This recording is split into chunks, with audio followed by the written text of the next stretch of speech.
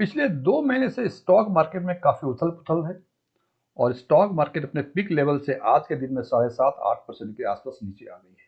हालांकि निफ्टी 50 करीब 10.5-11% के आसपास नीचे आ गई थी, लेकिन पिछले 3 ट्रेडिंग सेशंस में इसमें बढ़त देखी गई है और आज के दिन में जब मैं वीडियो रिकॉर्ड कर रहा हूं तो ये करीब 7.5-8% के आसपास अभी भी अपने पीक लेवल से नीचे है। इस परिस्थिति में म्यूचुअल फंड इन्वेस्टर्स को कई दुविधाओं का सामना करना पड़ता है। सबसे पहली दुविधा ये है कि वो देख रहे हैं कि स्टॉक मार्केट नीचे आ रहा है, तो वो ये समझते हैं कि शायद अभी म्यूचुअल फंड इन्वेस्टमेंट में या म्यूचुअल फंड सेगमेंट में भी बाइंग अपॉर्चुनिटी है।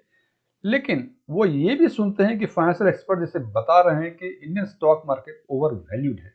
ये दोनों ही कंट्रास्टिंग मैसेज है म्यूचुअल फंड इन्वेस्टर्स के सामने। अब वो ये निर्णय नहीं ले पा रहे हैं कि क्या इसको बाइंग अपॉर्चुनिटीज माने या ये वो भी मार्केट से निकल जाए या वो मार्केट में बने रहे।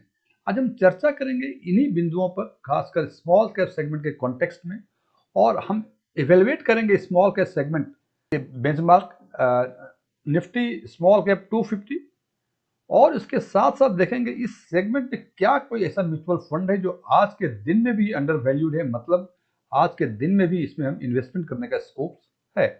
और इसके लिए हमने एक पैरामीटर जिसको प्राइस अर्निंग रेशियो कहते हैं उसके कॉन्टेक्स्ट में हमने इसको इवेल्युएट करने की कोशिश की है।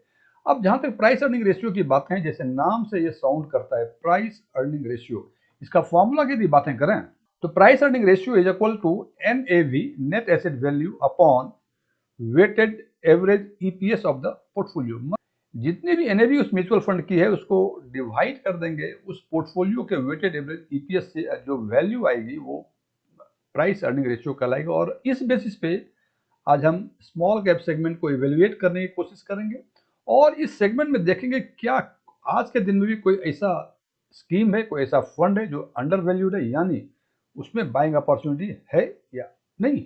एस्ट्रॉन टेक्सटाइल्स के नए वीडियो में आपका एक बार फिर से स्वागत है। यदि इस वीडियो से आपके नॉलेज बेस में कोई वैल्यू एडिशन होता है, इसको लाइक करें, अपने फ्रेंड्स के साथ शेयर करें, कमेंट करें, आप बताएं कि आपको वीडियो अच्छा लगा या अच्छा नहीं लगा, सो दैट हमें ये जानकारी हो सके जो चीज़ मैं अपने व्यूअर्स को कम्युनिकेट करना चाह रहा हूँ वो प्रॉपरली मैं कम्युनिकेट कर पा रहा हूँ या नहीं कर पा रहा हूँ। और यदि आप इस चैनल पर पहली बार विजिट कर रहे हैं तो आप इसको सब्सक्राइब भी करें और सब्सक्रिप्शन बटन के बगल में लगे बेल आइकन को पुश करें ताकि हमारे सभी नए वीडियो की नोटिफिकेशन आपको लगातार मिलती रहे। और साथ ही साथ कमेंट बॉक्स में न्यू सब्सक्राइबर करके कमेंट करें, जिससे कि मुझे समझ में आ जाए कि आप हमारे न्यू सब्सक्राइबर हैं। मेरा नाम DM झा है। जैसा कि पहले मैंने चर्चा की थी कि आज हम small cap Nifty small cap 250 को इवेलुएट करेंगे on the basis of price earning ratio, और उसके बाद स्मॉल कैप सेगमेंट में देखेंगे कि क्या कोई ऐसा फंड्स हैं जो उसके हिस्टोरिकल प्राइस अर्निंग रेशियो के हिसाब से ऐसा लगता है कि इसमें बाइंग अपॉर्चुनिटीज है या इसकी क्या परिस्थिति है। तो सबसे पहले हम बात करते हैं small cap Nifty small cap 250 के प्राइस अर्निंग रेशियो की। और आज के दिन में मीन्स जब 26 तारीख को जब मार्केट क्लोज हुआ था तो उसकी प्राइस अर्निंग रेशियो 33.20 थी। और यदि इसके हिस्टोरिकल प्राइस अर्निंग रेशियो को यदि देखें तो इसके हम 6 टाइम टेन्योर में टाइम हॉरिजन हमने देखा हुआ है 1 month, 3 months, 6 months, 1 year, 2 years और 5 ईयर्स। और इन तीनों 6 हॉरिजन्स में टाइम हॉरिजन में हमने लो, एवरेज और हाई प्राइस अर्निंग रेशियो के बेसिस पे इवेल्युएट करने की कोशिश कर रहे हैं कि आज के दिन में निफ्टी स्मॉल कैप 250 जिसका प्राइस अर्निंग रेशियो आज के दिन में 33.20 है, उसकी क्या है।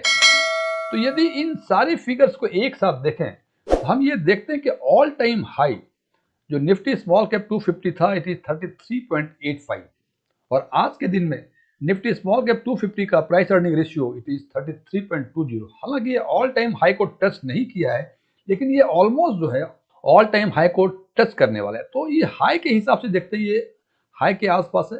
अब यदि ये देखें कि लोएस्ट जो है 6 टाइम हॉरिजन में सबसे कम 16.9 है और सबसे अधिक 30.5 है, जो कि पिछले 1 महीने और 3 महीने का लो है। और यदि बात करें एवरेज की तो एवरेज में सबसे कम जो है इट इज 24.2, जो कि 5 ईयर्स का एवरेज है, और ये सबसे कम एवरेज है। और सबसे अधिक एवरेज ये देखें तो 3 महीने का 2.14 है। तो इन सारे फिगर्स को यदि एक साथ देखते हैं तो हमें लगता है कि आज के दिन में निफ्टी स्मॉल कैप 250 करीब करीब अपने हाईएस्ट लेवल पे है। इसका मतलब ये ओवर वैल्यूड है और ये पिक्चर देखने से लगता है कि आज के दिन में इवन कि मार्केट 7-8% नीचे है, फिर भी स्मॉल कैप सेगमेंट से हमें इन्वेस्टमेंट करने से हमें परहेज करना चाहिए, ये फिगर से पता चलता है।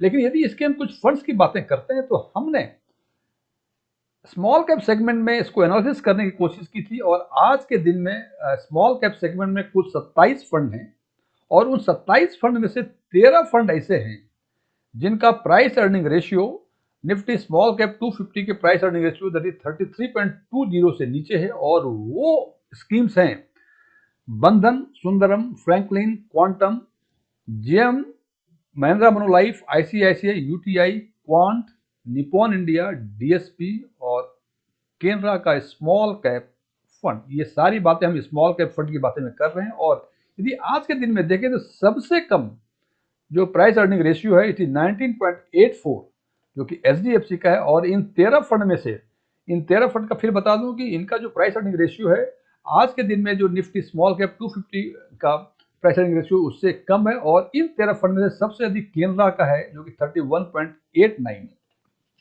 और ये भी आज के निफ्टी स्मॉल कैप 250 से कम है। तो यदि इन 13 फंड्स को देखें तो हमें ये इसको यदि आइसोलेशन में देखते हैं तो हमें लगता है कि इन सारे फंड्स का वैल्यूएशन जो है वो अंडर वैल्यूएशन है यदि हम तुलना करें इसके निफ्टी स्मॉल कैप 250 के प्राइस अर्निंग रेशियो से। बिकॉज की निफ्टी स्मॉल कैप का इंडेक्स का जो है 33.20 है और इसमें 19.84 से लेके 31.89 तक है।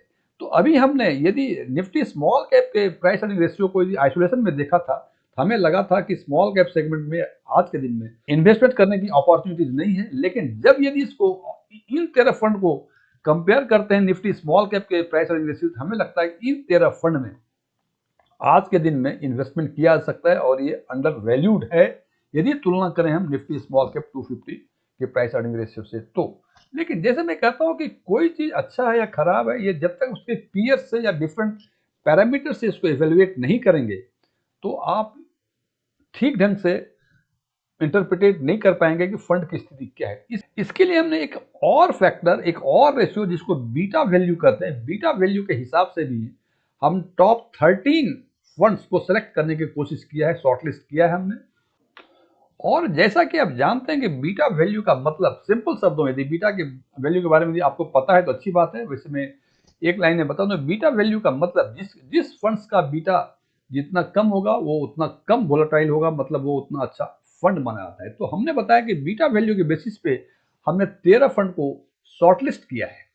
हालांकि हमने शॉर्टलिस्ट कर लिया है 14 फंड, बिकॉज कि लास्ट के जो 2 फंड हैं एचएसबीसी और बैंक ऑफ इंडिया, इन दोनों का बीटा वैल्यू बराबर है, इसलिए मैंने 14 फंड को सिलेक्ट किया। और इसमें हम देखते हैं कि बीटा वैल्यू के हिसाब से सबसे सेफ फंड, मतलब जो सबसे कम वोलाटाइल फंड है वो स्टेट बैंक ऑफ इंडिया का स्मॉल कैप है। और इन 14 फंड में से सबसे अधिक बैंक ऑफ इंडिया का 0.8 बीटा वैल्यू है। इसका मतलब कि यदि निफ्टी स्मॉल कैप 1% ऊपर जाता है तो एसबीआई स्मॉल कैप 0.66% ऊपर जाएगा और इसके अपोजिट यदि निफ्टी स्मॉल कैप 1% नीचे जाता है तो एसबीआई स्मॉल कैप 0.66% नीचे जाएगा। बीटा वैल्यू का सीधा मतलब यही है।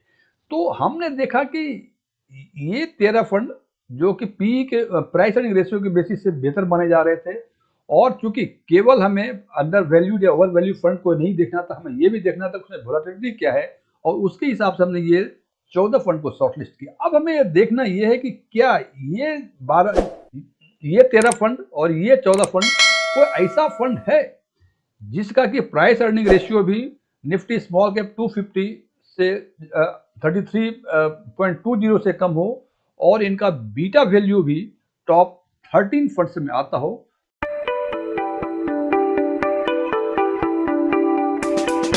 इसमें यदि कॉमन हमने कुछ फंड्स को सेलेक्ट किया है, अब वो फंड है सुंदरम का स्मॉल कैप, फ्रैंकलिन का स्मॉल कैप, आईसीआईसीआई का स्मॉल कैप, यूटीआई का स्मॉल कैप और केनरा का स्मॉल कैप। और यदि इन 5 फंड्स को यदि आप देखें, आप देखते हैं कि सुंदरम का पी रेशियो 23.93, 33.20 से नीचे, फ्रैंकलिन का 24.8 आईसीआईसीआई का 27.88, यूटीआई का 28.88 और केनरा का 31.89।